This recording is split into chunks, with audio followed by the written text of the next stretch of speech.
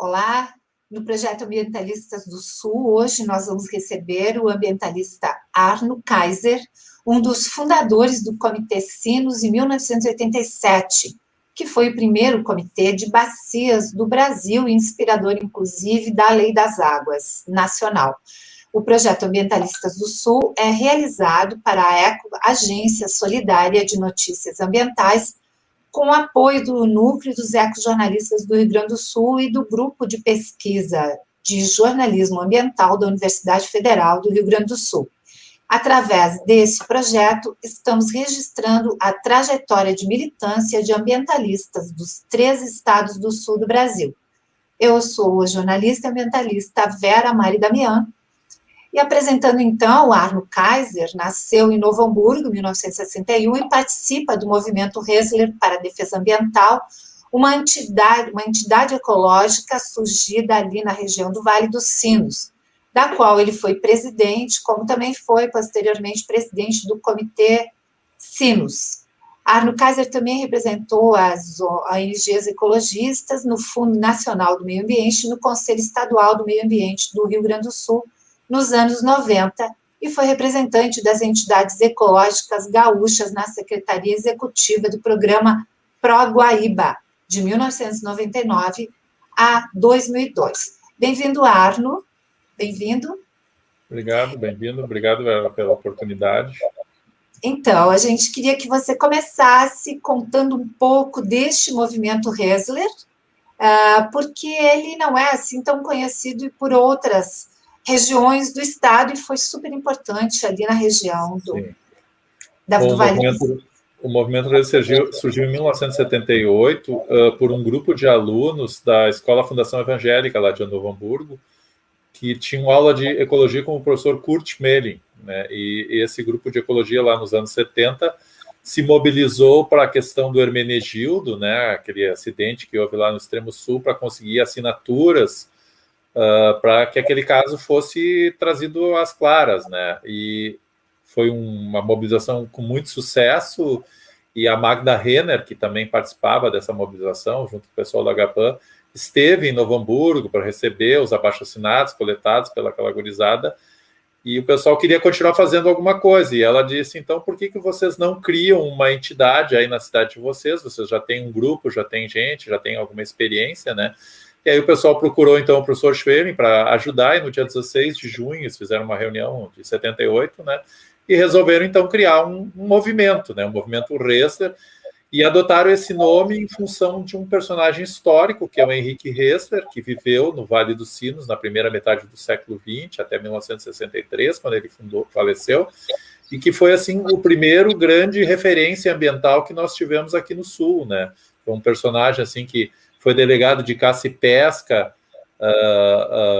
voluntário, né? E através desse trabalho ele conseguiu articular uma grande rede de colaboradores em todo o estado e fazer um trabalho muito forte de perseguição aos caçadores, aos matadores, aos poluidores, né? E posteriormente ele foi demitido dessa função por pressões de inimigos políticos que ele foi construindo, né? E criou em 55 a União Protetora da Natureza, que é a primeira entidade, talvez registrada, uma das primeiras no Brasil, com esse objetivo de proteção da natureza. E daí ele passou a escrever no Correio do Povo uma coluna de ecologia, que não se chamava ecologia, e que tornou ele bastante conhecido em todo o Brasil, principalmente onde o Correio do Povo circulava, mais aqui no Sul, né? E conseguiu, então, ampliar esse trabalho, voltando-se, então, também para a questão de educação, né? E ele faleceu em 63, a obra dele meio que parou com a morte dele, né? E o professor Scheele tinha sido um dos articuladores, era um militante dele, né? Mas surgiu do grupo das pessoas. O jornalista José Dedé Ferlauto, que era um dos fundadores do movimento, ele sugeriu, então, darmos esse nome para nós sermos os herdeiros, os continuadores do espírito, né? E foi um negócio engraçado, né? Porque muitos anos a gente circulava pelo estado e a primeira coisa que a gente tinha que falar era explicar o que é Resler, o quê, né? O que era esse nome, né?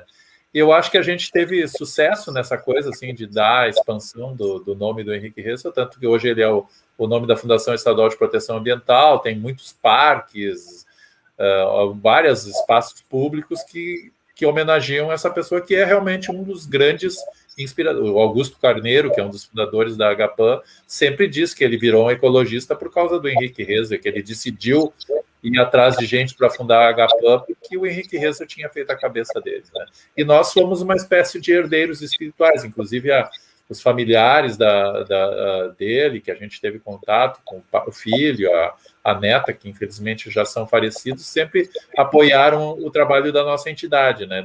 Como continuadores do trabalho dessa figura histórica.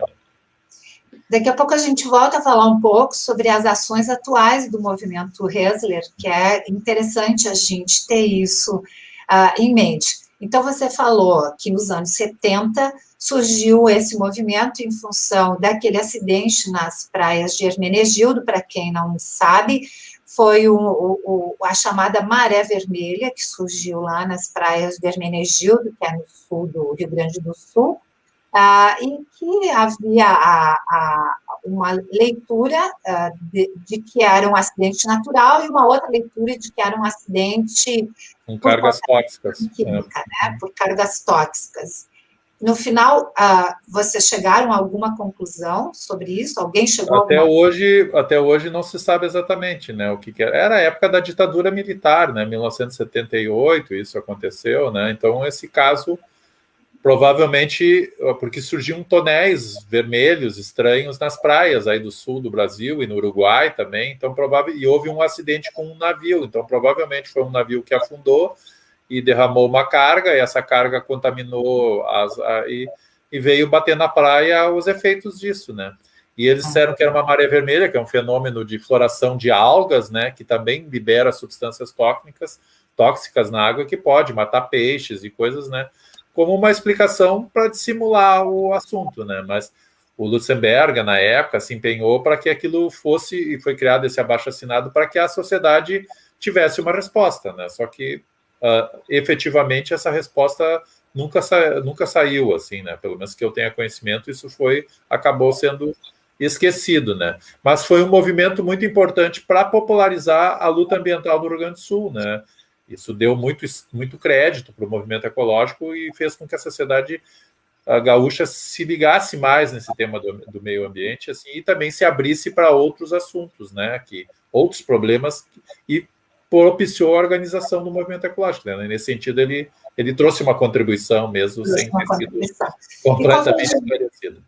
Qual foi o desdobramento, Arno, desse movimento? Depois disso, vocês se mantiveram, criaram. E quais foram as primeiras ações do movimento? Bom, o movimento ele começou com um perfil bem local, né? Trabalhando a questão do combate às podas e a favor da arborização urbana. Ele teve uma luta muito importante no início do ano, a preservação de uma praça que iria ser destruída no centro da cidade. Foi feita assim, uma grande mobilização de pessoas para evitar que essa área verde fosse transformada, né? E esse núcleo inicial de estudantes, ele se desarticulou um pouco no início, porque alguns saíram da cidade, foram embora, né?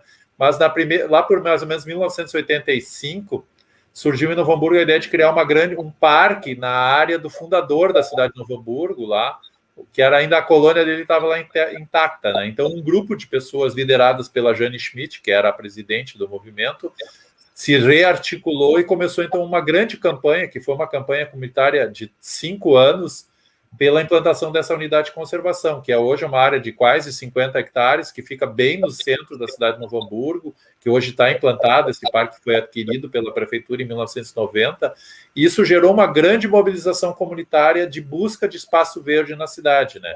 Então, o movimento Resler sempre, no primeiro momento, trabalhou muito com essas questões urbanas. E, na mesma época, o Rio dos Sinos passou também a ser um tema muito forte, a poluição do Rio dos Sinos, por causa que as indústrias não tratavam seus efluentes, havia uma série de problemas de depósito de lixo, de ocupação de áreas de banhado, enfim. O movimento Resler e a UPAM, que é a entidade nossa, co-irmã lá de São Leopoldo, se juntaram para fazer uma campanha pela recuperação, pela salvação do Rio dos Sinos, né? Essa campanha teve uma mobilização muito forte também do movimento Resler. A gente fez intervenções artísticas no centro da cidade de Novo Hamburgo, pintamos o quadro do Rio dos Sinos, no muro da principal escola da cidade, com o Rio Bonito lá na nascente, que vai se degradando e vai se poluindo, né? E isso gerou uma mobilização dos órgãos de imprensa da região, o Grupo Editorial Sinos, né, que atua nos 2 municípios, assim, comprou essa briga na época, junto com os ecologistas, e na época o governo do estado já vinha alguns servidores tentando trabalhar alguma coisa sobre a gestão das águas, né? E na Universidade de Unicinos a gente tinha também um grupo de pesquisa que trabalhava as questões do rio, né? Então esses 3 grupos se uniram e lançaram a ideia de criar um órgão de proteção do Rio dos Sinos, né? E esse órgão, então, em 87 foi feito um seminário e ele foi transformado no que é hoje o Comitê de Bacias do Rio dos Sinos, que é o primeiro comitê de bacias de um rio, né, brasileiro, né, que foi homologado em março de 88 pelo governador Simon. E a partir daí começou todo o movimento pela legislação de proteção às águas, de gestão às águas no Rio Grande do Sul. Se começou a criar todo o sistema gaúcho, primeiro, de gestão das águas, que depois, posteriormente, serviu de base para a legislação nacional, né?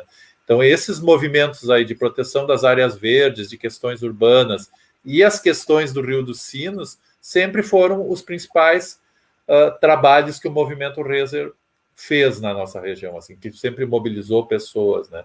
E a gente também participou muito da luta antinuclear aqui no sul do continente, né, com conexões com outros países também, e também participamos bastante no início dos anos 90 da organização da APEDEMA, que é a entidade que congrega todas as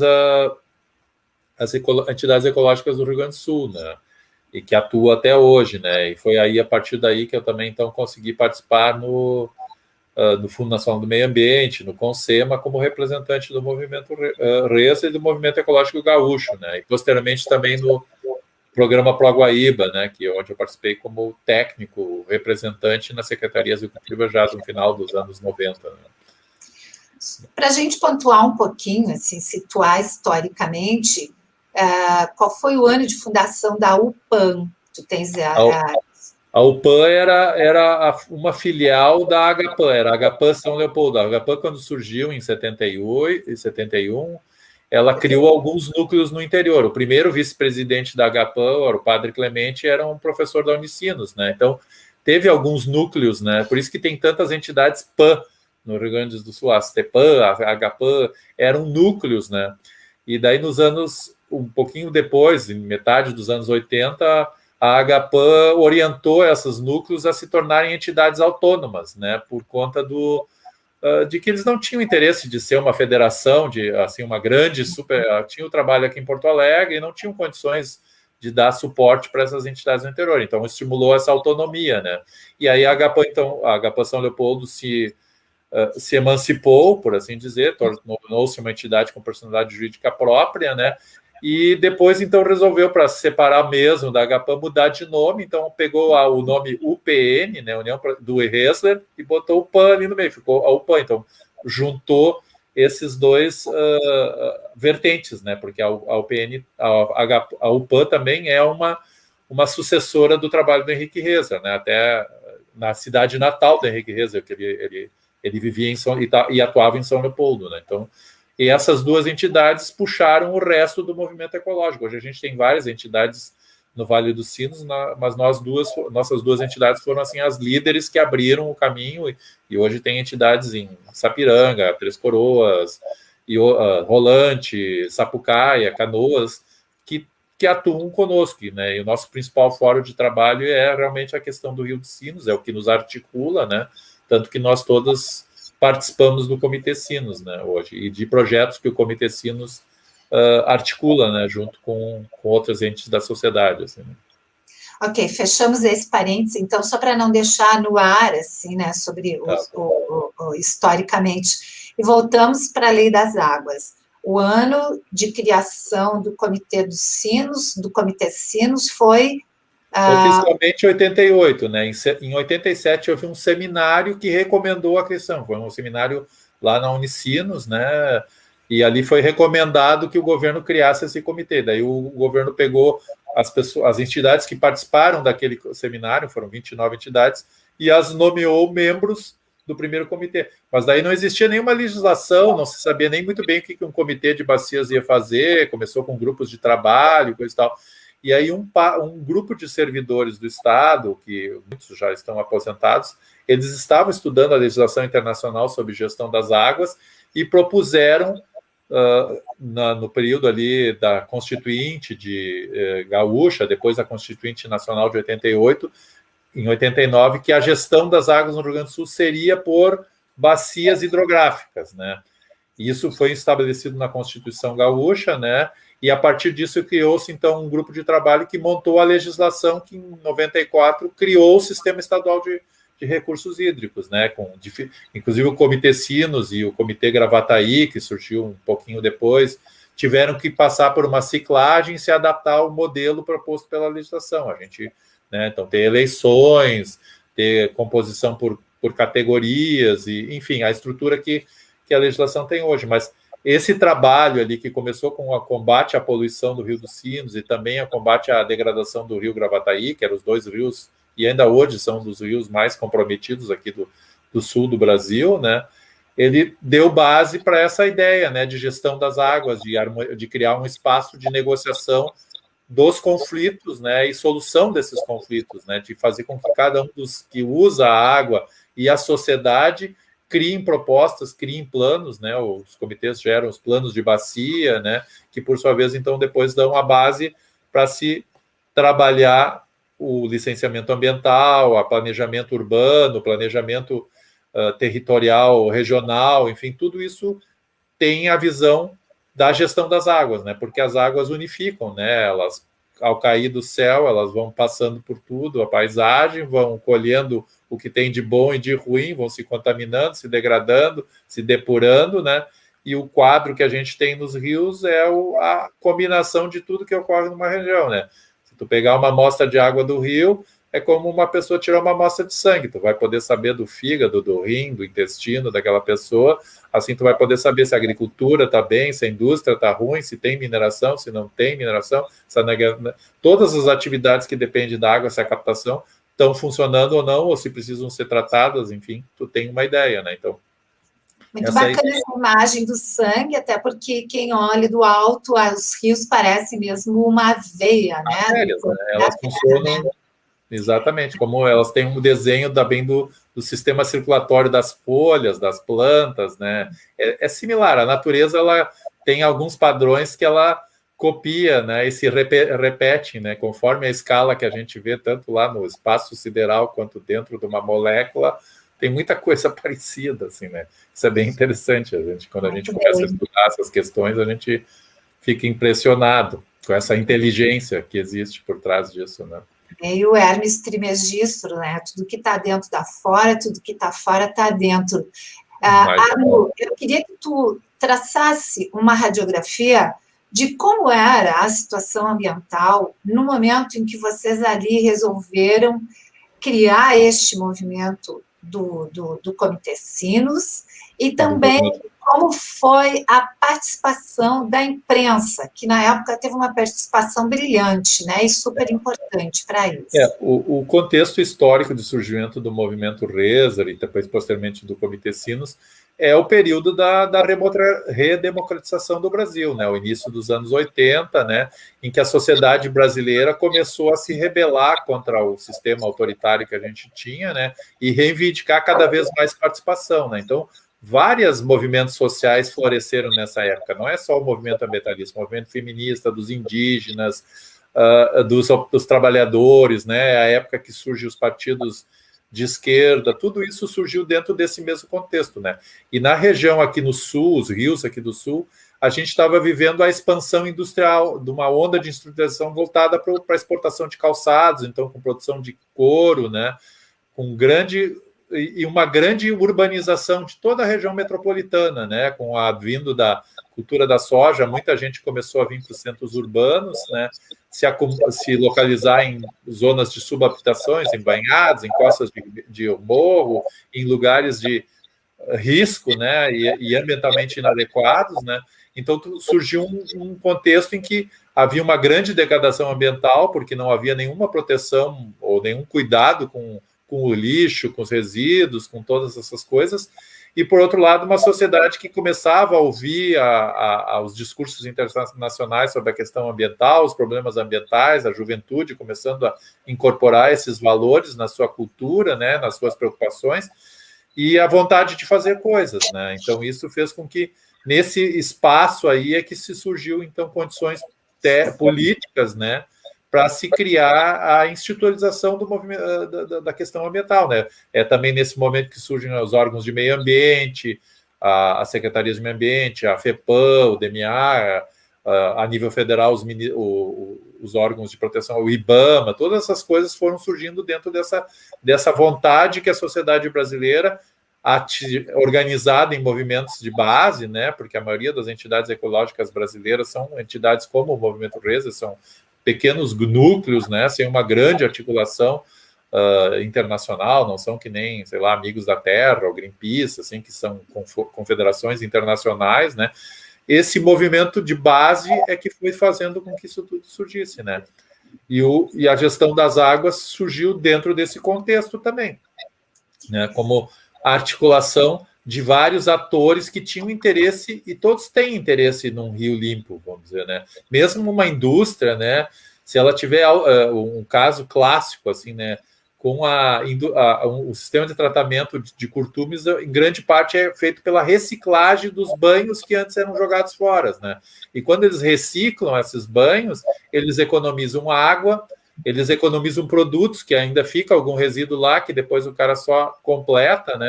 Então, a indústria coreira teve uma redução de custos básicos a partir do momento em que começou a fazer o tratamento.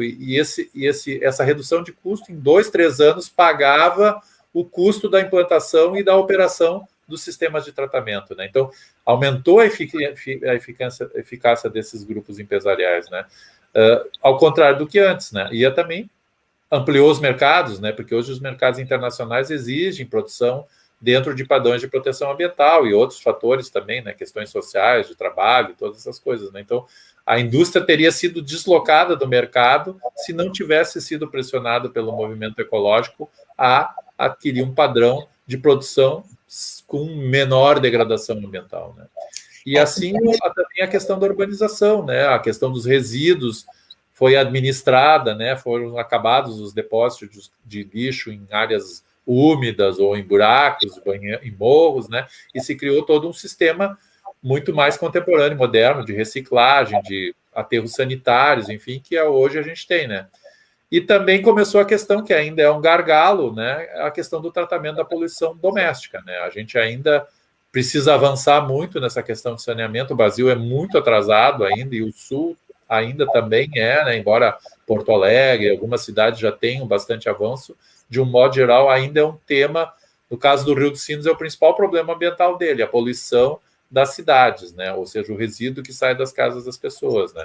Que é a tarefa mais difícil que a gente tem hoje enquanto ecologistas, né? E também a recuperação das áreas verdes, né? E a preservação de banhados, de áreas estratégicas, né? Que isso também é uma linha de trabalho dos comitês, né? Porque tu tem que produzir água boa, né? E isso se produz na floresta, no banhado, preservando as nascentes, permitindo que a água entre no solo, né? Trabalhando a questão da permeabilidade, né? Com isso tu também controla enchentes, controla secas, enfim. Quando tu tem uma gestão do território que leva em base os princípios ambientais, né? E faz o ciclo da água funcionar dentro de um contexto civilizatório que deva respeitar as mesmas leis da natureza, né? Pelo menos esse é o objetivo, né? Ainda não chegamos lá, mas eu diria que a gente evoluiu muito, e nesse sentido as entidades ambientalistas, os ecologistas, têm um papel extremamente importante no primeiro momento de denunciar os problemas, e nós entramos também nessa fase de construir estruturas de solução, estruturas democráticas, né? Um comitê de bacia é uma instituição democrática. As pessoas antes brigavam, os ecologistas xingavam os poluidores, e os poluidores xingavam os ecologistas, e hoje a gente senta e conversa, né? E tu pediste também a questão do papel da imprensa, né? Isso foi muito importante. O movimento Reza, ele teve um grande apoio de alguns jornalistas. Eu posso citar o Dedé Ferlauto, que foi um jornalista já falecido, trabalhou na Zero Hora e outros órgãos aí. A Jane Schmidt, que é uma jornalista também, que já hoje está afastada, mas trabalhou muito na Folha da Tarde, no Jornal do Comércio, e a Evânia Reicher, que trabalhava no Grupo Sinos. Essas 3 pessoas assim foram muito importantes para levar essas ideias lá para os veículos do Vale dos Sinos, né? Os 2 jornais, os jornais que a gente tem na região, a rádio, né?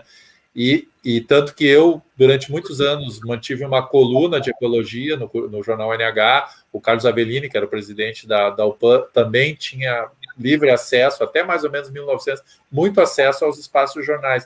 E muitas das campanhas pelo Rio dos Sinos, pela criação das áreas verdes do parque, lá de Novo Hamburgo, o Parcão, que a gente chama, tiveram apoio da imprensa, né? E principalmente apoio de alguns jornalistas, a semelhança assim, do pessoal que hoje está, o Juarez Tosi, e de outras pessoas, o Roberto Vilar e outras pessoas que estão aí o João Batista, que estão no núcleo dos ecojornalistas. Essas pessoas e colegas como eles, com a visão ambientalista, deram muito espaço, ou abriam espaço, ou nos entrevistavam, ou criavam pautas e chamavam sempre a opinião dos ecologistas. E isso foi extremamente importante para ecologizar a sociedade, porque eu tenho uma sociedade em que muitas pessoas não nasceram com esses conceitos, não aprenderam isso na escola. As crianças hoje, os mais jovens hoje, têm isso desde os anos 90, atividade de educação ambiental, mas a nossa geração, a geração anterior, ecologia era uma coisa, nem existia, nem sabia o que eram essas coisas, né? Problemas ambientais também era uma coisa que ainda não era muito claro o que era isso, né? É diferente de hoje, que as coisas estão muito mais evidentes, né? A gente vê muito mais a devastação, as queimadas, a gente vê a poluição no rio, a gente vê o lixo, isso há 50 anos atrás, aí nós estamos falando, isso era uma coisa não tão clara, e a maioria das pessoas não enxergava isso. Derrubar uma árvore não tem tanto problema assim, é só uma árvore. Jogar um pouquinho de sujeira no rio é só um pouquinho de sujeira no rio, né? Isso, os órgãos de comunicação de imprensa tiveram um papel muito importante, né, junto com outras lutas da sociedade, né, de criar o espaço para que a opinião pública criasse condições para que, então, os dirigentes e também os empresários, enfim, tomassem providências para resolver os problemas que eles criaram, né? E também se criou todo um arcabouço legal, né, da própria Constituição brasileira, botou o capítulo do meio ambiente, uma coisa inédita, né? Foi uma conquista popular, foi milhares e milhares de pessoas no Brasil inteiro que conseguiram introduzir esse conceito dentro da nossa Constituição, dentro da luta da Constituinte. Isso rebateu nas constituições estaduais e se criou toda uma legislação, né? Se foi criando um arcabouço para a própria criação do Ministério Público, também é um fruto desse processo, né? Então, é uma coisa extremamente importante o papel da imprensa nesse sentido, né? E ela é um dos baluartes da liberdade, da democracia, né? Onde todo mundo manda, uma imprensa verdadeiramente livre, não uma imprensa comprometida eventualmente com sistemas, com algum setor econômico, algum setor político, mas uma imprensa, como a gente entende, assim, uma imprensa democrática, ela é extremamente fundamental. Sem ela, a gente não consegue fazer muita coisa, muitas vezes, assim, né? Tu falaste trouxeste duas questões super importantes. Na tua fala, tu viajou por várias décadas aí, mas super bacana mesmo. Eu queria só pontuar duas coisas que me parecem que são bem importantes, né? Destacar essa tua fala sobre a importância dos movimentos ecológicos, inclusive para a própria economia do Rio Grande do Sul. Não fossem os movimentos ecológicos, provavelmente o Estado não teria se adaptado tão cedo, pelo menos, às exigências internacionais de mercado, né? Parêntese, o Rio Grande do Sul o Vale dos Sinos convivia com um rio que frequentemente, o Rio dos Sinos, aparecia cheio de peixes mortos quando havia deságue dos resíduos industriais, né? Especialmente o pessoal dos calçados, que na época estava em alta, jogava Sim. tudo in natura dentro dos rios. Assim, Até 85 era isso aí o quadro, exatamente. Assim. E aí, então, por exigência dos próprios, pelas denúncias e exigências dos próprios ambientalistas, esse quadro acabou mudando e forçando o mercado a mudar. Também, tu trouxeste toda essa questão da imprensa, assim, super bacana. Eu queria que a gente, então, fizesse uma viagem pela década de 90 ali, né, quando você diz, o Império Contra-Ataca, né, quer dizer, os ambientalistas fizeram todo esse movimento, tiveram toda essa importância, e de um momento para o outro, assim, dentro das ideias neoliberais, ele passa a ser sufocado, e hoje o movimento ambiental, ele esperneia, né, a partir dos meados dos anos 80. Queria que tu trouxesse um pouco isso. Eu posso assim, a culminância desse processo assim de forças de base que aconteceu no Brasil, aconteceu em muitos lugares do mundo também, né? O movimento ambientalista brasileiro sempre também teve inspiração em movimentos de outros países, da Europa, dos Estados Unidos e tal.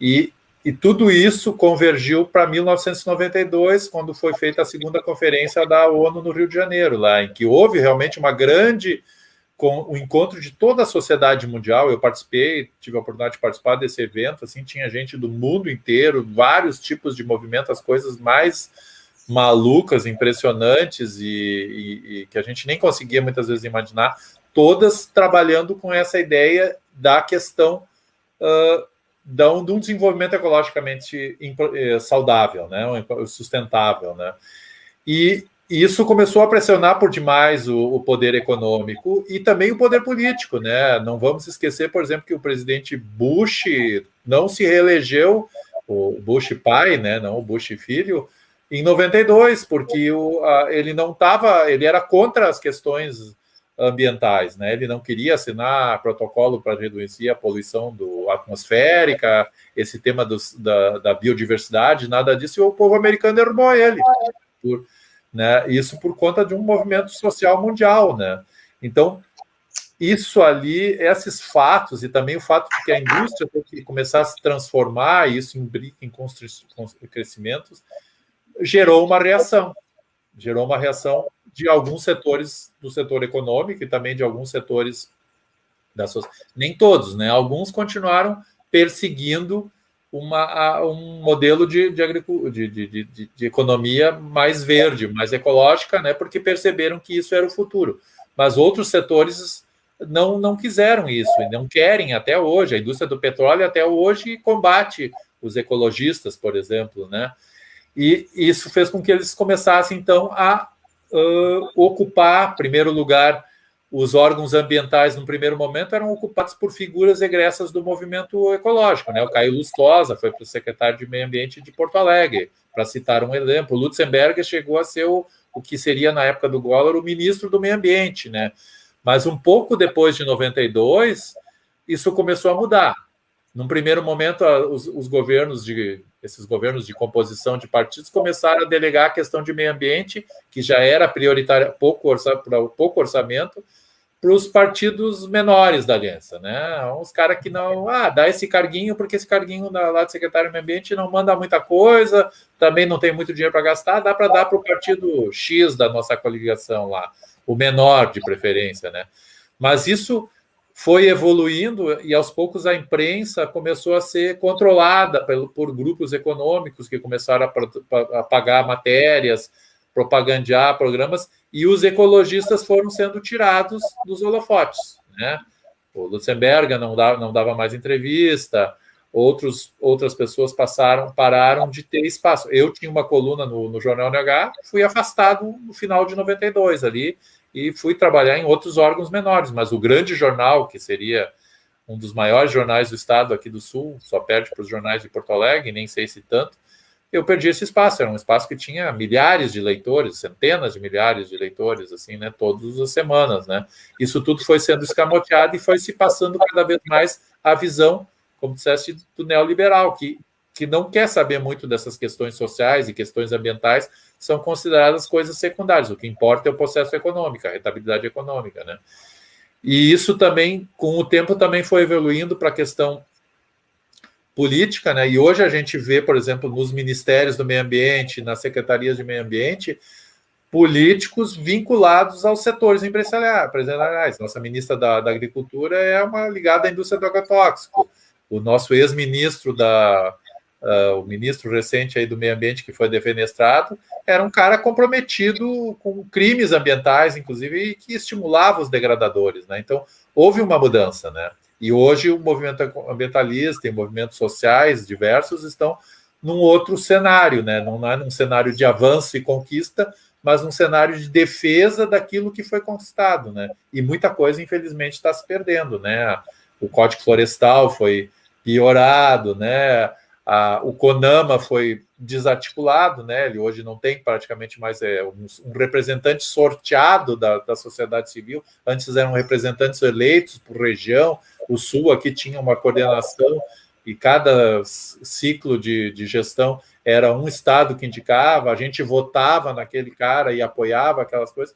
Então, toda essa articulação foi sendo transformada, né? E hoje a sociedade está vivendo um outro momento, né? Os problemas ambientais voltaram a crescer, mas setores importantes da sociedade hoje estão ativamente trabalhando contra a questão ambiental, principalmente o que está ligado com o mercado o agronegócio, né? E também algumas indústrias, assim, alguns setores continuam trabalhando dentro dessa visão. Então a gente viu um momento bem complicado hoje, assim, né? E a própria questão da recessão econômica, que fez com que muitas pessoas não tivessem mais condições de fazer o trabalho todo voluntário, né? Também fez, e muita gente também foi absorvida, foi trabalhar em órgãos ambientais, então isso desarticulou um pouco o movimento ecológico, né? E deu espaço para esses outros setores crescerem e começarem também a impor as suas pautas, assim, né? Então hoje a gente está num momento de resistência, né? E com muitas perdas, né? Um momento bem delicado, na verdade.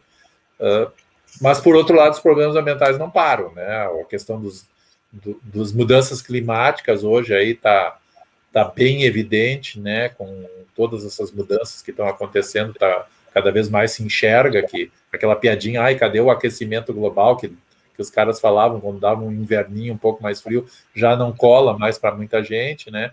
A gente está vendo que a questão da água está cada vez pior, né? Nós estamos vivendo aí uma crise que eles dizem que é de falta de chuva, mas na verdade é uma consequência do desmatamento da Amazônia, somado com a degradação do solo, né? Nós temos cada vez mais solos que não absorvem a água, então a água vai direto para os rios, causa tragédias, inunda, destrói e vai embora.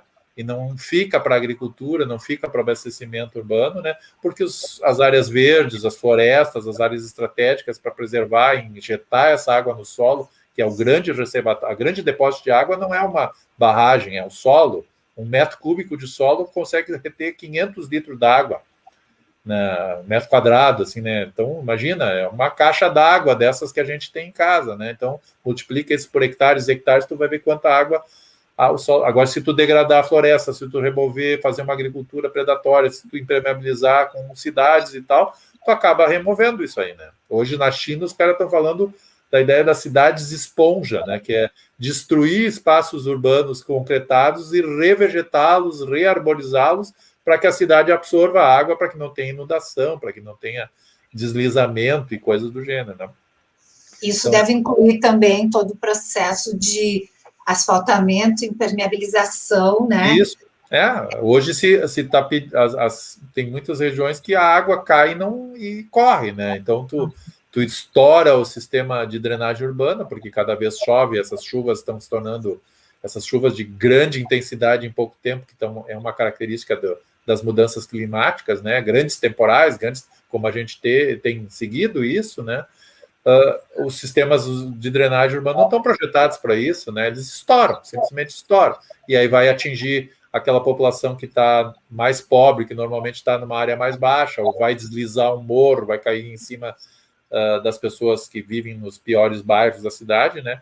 E vai jogando sujeira para os rios, né? Os rios também recebem, às vezes, uma carga enorme de lixo que está espalhada e tem, então, uma mortandade de peixes, enfim, os impactos vão se aparecendo, né? E isso não se consegue esconder, né? Quer dizer, Arno, olha só, a gente nessa conversa e em várias outras conversas e gravações que fizemos aqui para o projeto Ambientalistas do Sul, deixa muito claro a importância dos ecologistas, né, para a própria economia do Estado, né? Os ecologistas, eles têm essa forma visionária de olhar o futuro a curto prazo, né? De uma forma menos impactante, né? Desde que sejam atendidas algumas providências. Como é que tu avalia vamos falar em 50 anos ali de movimento ambiental, desde a década de 70, em termos assim de conquistas e retrocessos, como é que tu avalia? Porque objetivamente hoje estamos numa condição ainda pior do que nos anos 70, em função em alguns aspectos, sim. Uhum. Eu acho assim, economia e ecologia são duas ciências meio irmãs, né? Porque ambas têm a palavra eco lá na sua base, né? A lógica da casa, a ecologia e as normas da casa, né? Elas deveriam trabalhar junto. E os ecologistas, a grande contribuição de ideia para uma crítica do atual modelo de desenvolvimento é a ideia de que a Terra é limitada, né? O planeta é limitado, cada região tem recursos limitados. E a economia, principalmente a vertente neoliberal, ela vê o planeta como um processo infinito de ocupar, de lançar resíduos e nada acontece. Um mundo ilimitado, né? Só se vê os ganhos crescentes da gestão de lucro, né?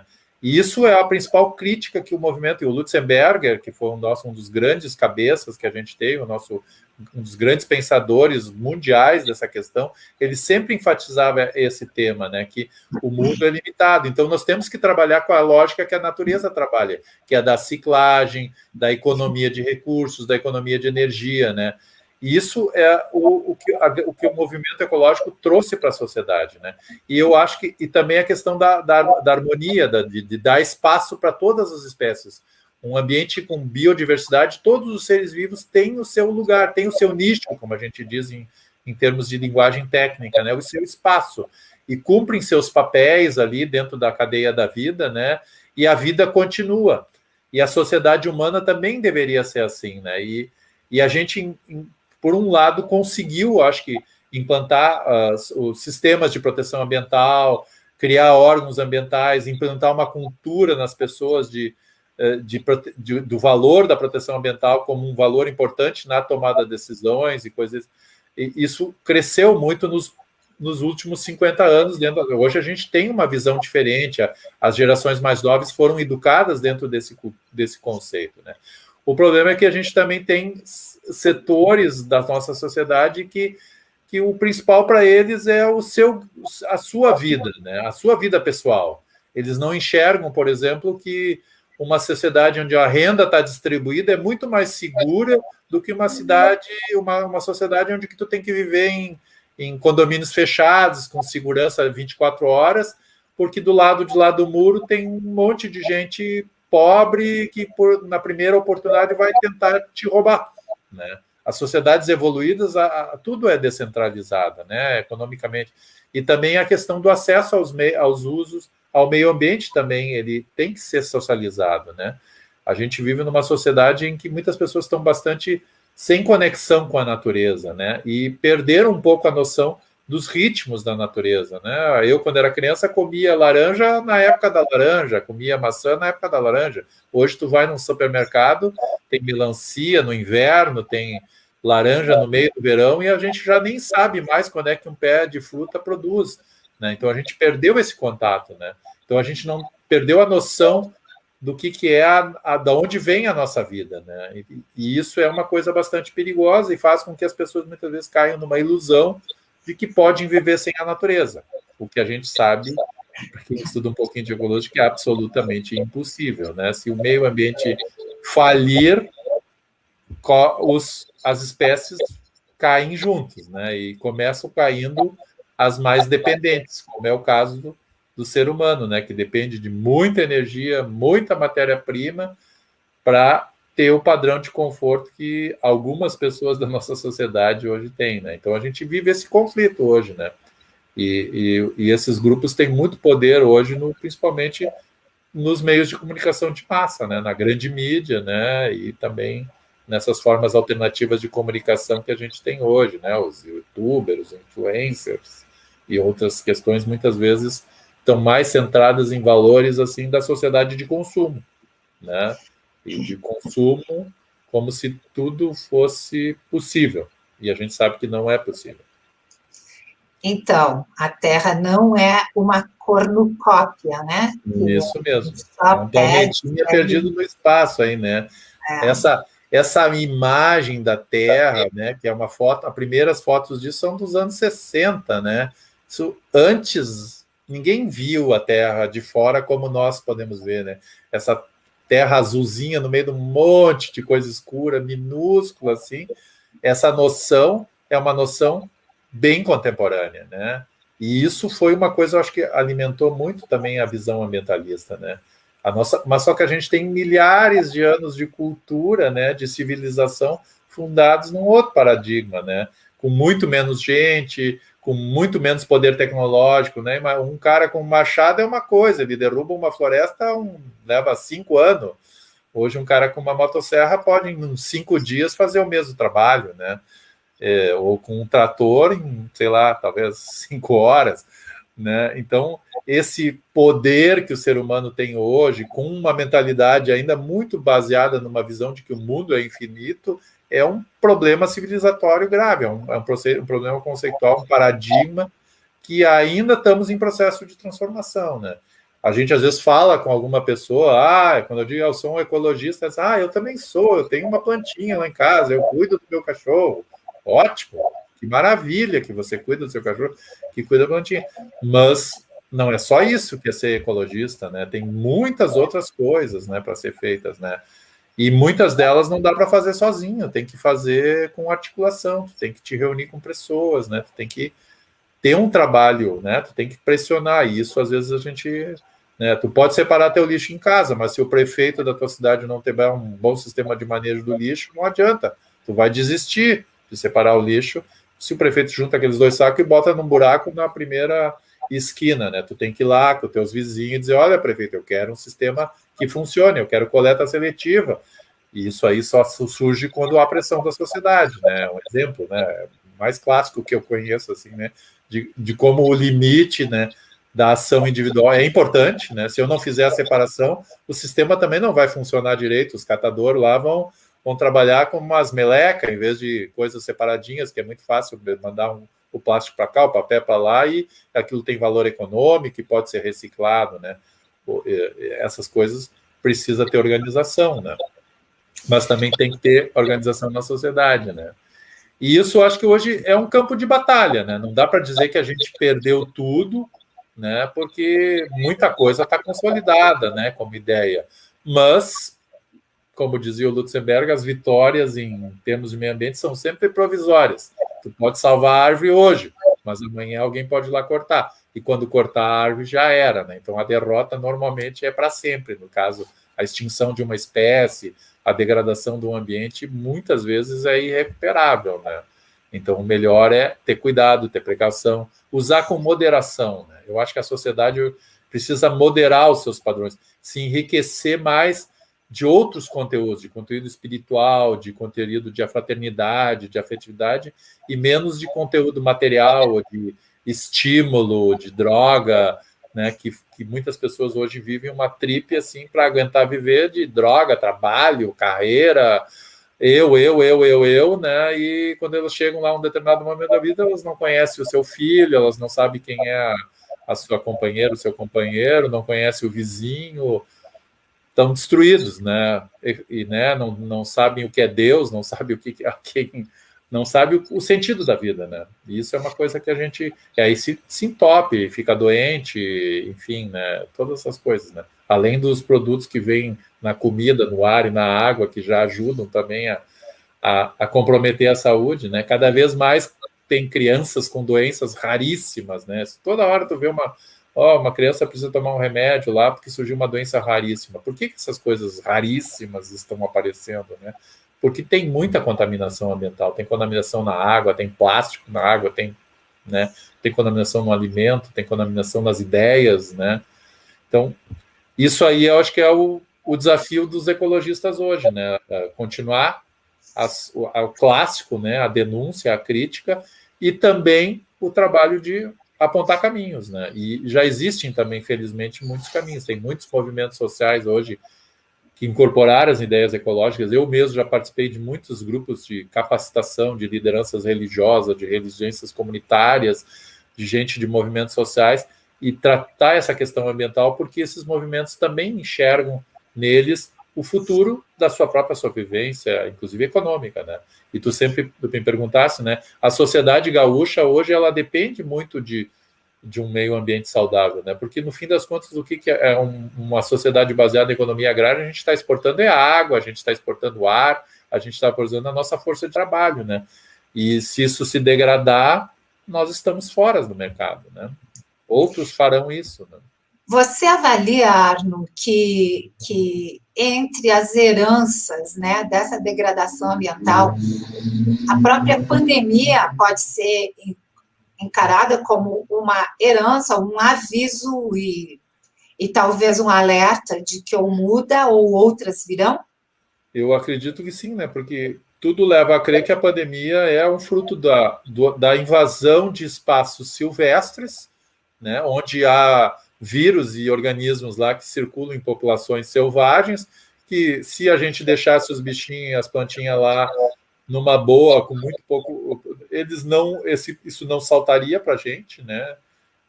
Então um exemplo do que pode acontecer quando tu começa a desequilibrar a natureza total. Tu vai ter que começar a ter invasão de coisas para o qual a estrutura orgânica não está preparado, né? Ou porque nunca teve contato com aquilo, ou porque tua imunidade, a tua saúde está tão degradada também, ou está tão fragilizada, que qualquer agente aí um pouquinho mais poderoso, ou com habilidade de se espalhar, como é o caso do vírus aí, o coronavírus, né?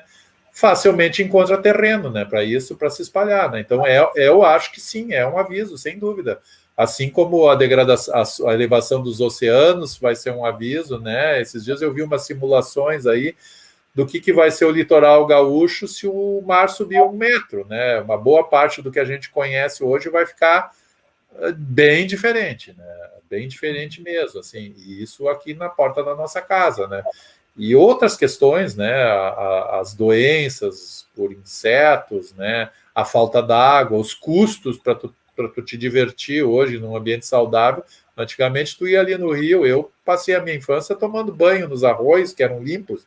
O arroio que eu tomava banho hoje está super poluído, não dá para nem chegar perto de tão fedorento que ele é, infelizmente, né? Mas hoje, para eu tomar banho de rio, eu tenho que me deslocar 100, 200 quilômetros, ou sei lá, fugir dos grandes espaços urbanos, né? E essas perdas também estão acontecendo, né? Arno Kaiser, entre outras versões, tem uma versão de escritor, né? Tem 11 livros escritos, vários deles publicados para crianças, e eu queria, então, nessa prospecção de futuro que você vinha fazendo, que você deixasse aí a sua mensagem final para as crianças, né? Como é que tu vê, assim, o futuro das crianças nesse contexto que a gente, nessa trajetória que a gente está indo? Eu sempre trabalhei muito com educação. A minha formação, atuação profissional em Novo Hamburgo foi na Secretaria de Educação, então eu convivi com os projetos de educação ambiental nas escolas, eu gerenciei o viveiro da cidade de Novo Hamburgo, vários projetos de educação para filhos de agricultores, em agricultura ecológica. Então, nesse contato com a criança, e eu também sempre gostei de escrever, muito, né?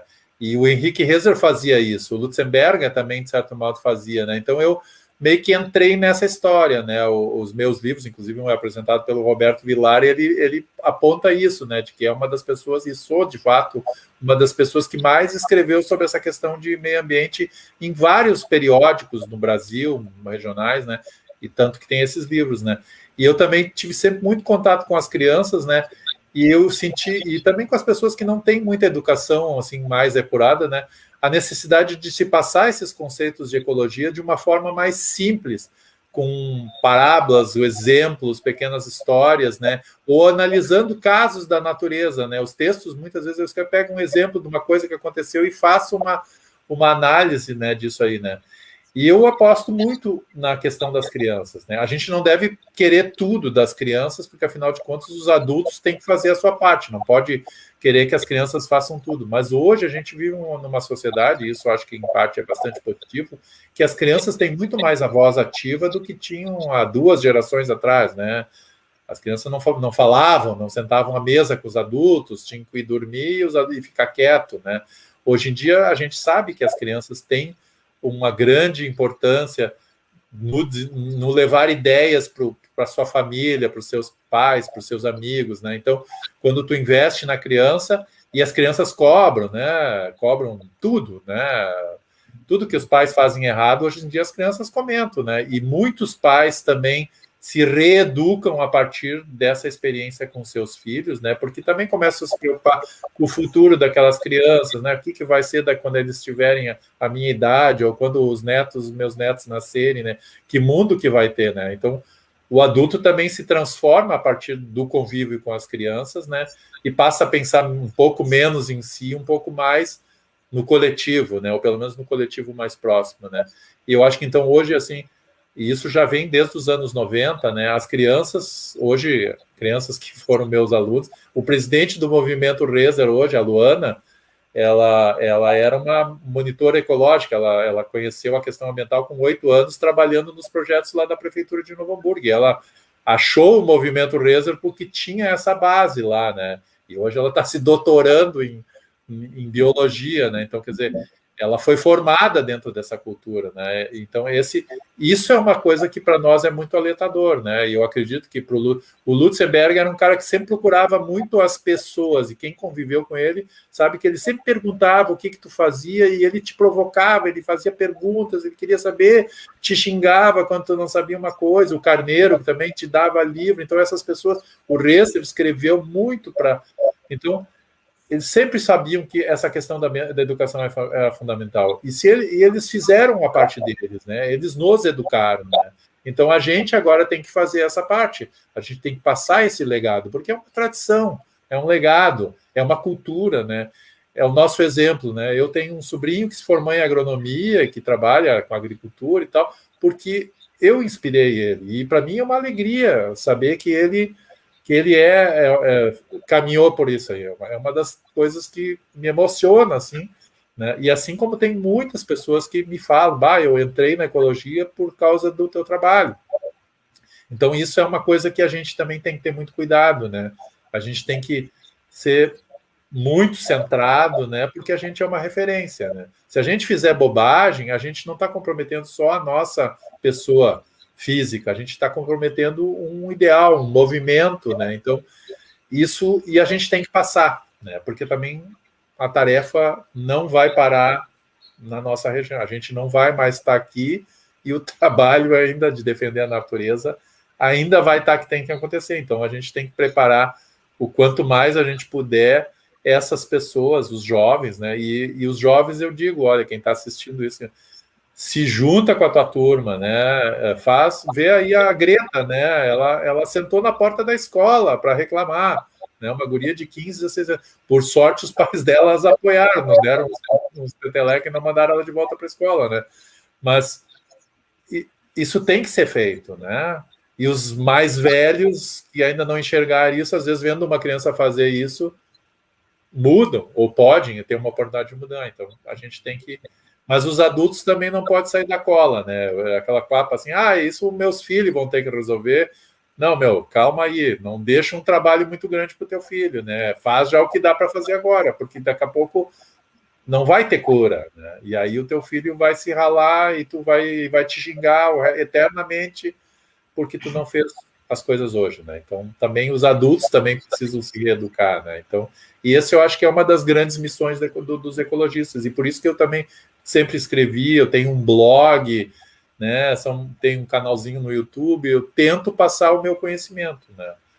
porque eu acho que isso faz parte do nosso trabalho, sempre vai ser parte do nosso trabalho. Eu acho que e todo profissional de qualquer área, ele tem que se converter num educador, porque se ele gosta, se ele faz aquilo realmente com amor e está centrado na verdade daquilo que ele faz, ele acaba naturalmente se convertendo num educador, mesmo que ele não queira. Muito bem. Se todo profissional tem que se converter num educador e num ambientalista, vamos completar. Isso aí. Então. Muitíssimo obrigada, muito grata por essa entrevista, eu te agradeço em meu nome, em nome de toda a equipe da Ecoagência, a Arno, e esperamos que também essa entrevista possa vir a inspirar outras crianças e outros adultos, né, a se tornarem educadores e ambientalistas.